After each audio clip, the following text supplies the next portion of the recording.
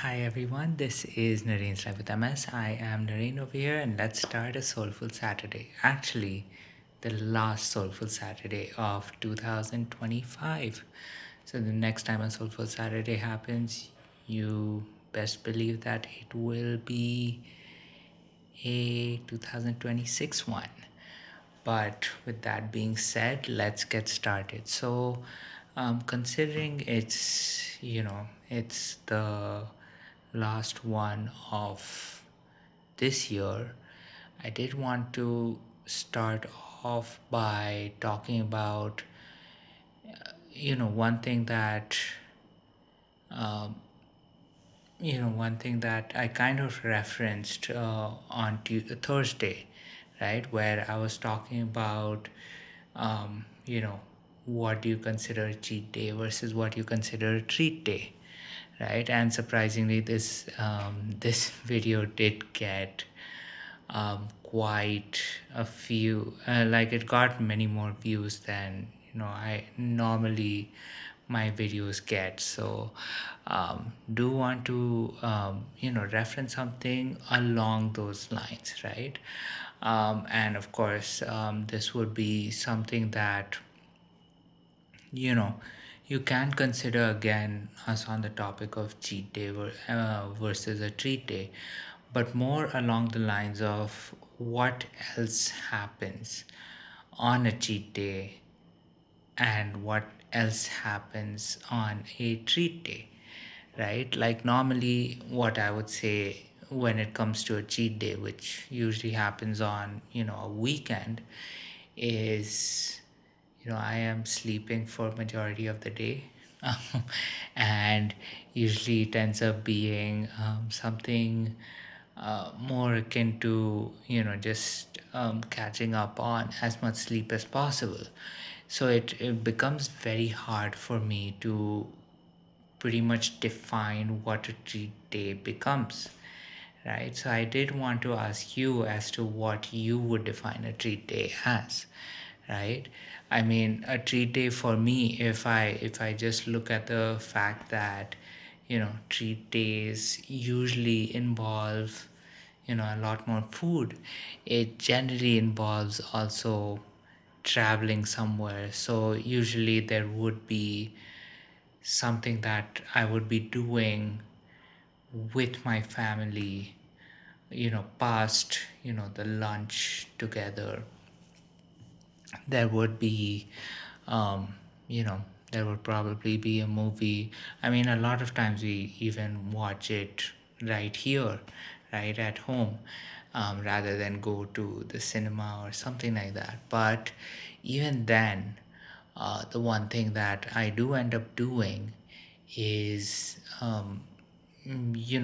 just pretty much trying to ensure that the treat does not only remain within the confines of a lunch outside or a dinner outdoors, or even if it's ordering in, that it's not just that one event, right?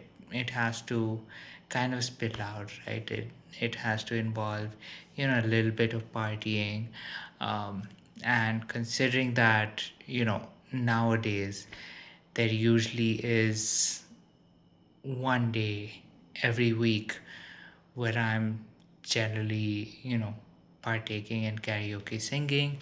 There is usually a day that, I'm usually positioned right in front of the TV watching some show or the other. I actually did that pretty much majority of the day today also. So it has to be something above that, right? It has to be something where the my entire family is um, present and they're also enjoying it, right? I mean, usually if I'm watching something, and I can say this with a lot of confidence, that my taste in something that I have to watch on, let's say, Netflix or Amazon Prime or Disney Hotstar or Geo Hotstar for that matter, um, is probably not something that, my parents would generally watch.